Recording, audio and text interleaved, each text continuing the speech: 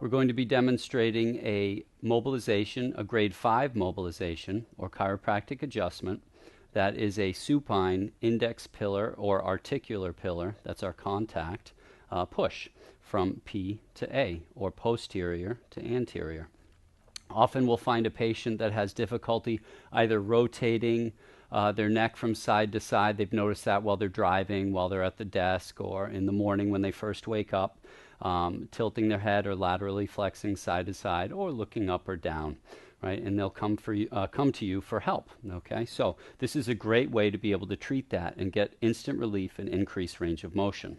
So the patient is lying supine here. We've already assessed and found the area that we'd like to mobilize, which is C2. So what we're going to do is get a contact.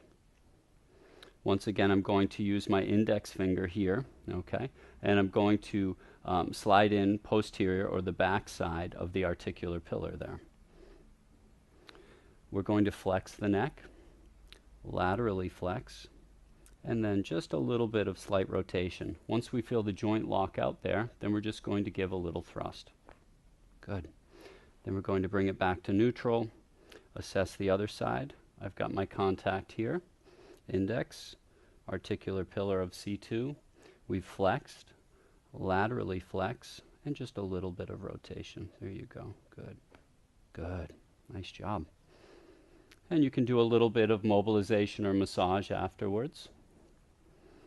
Once again, that's the supine index pillar push from P to A, or grade 5 chiropractic adjustment.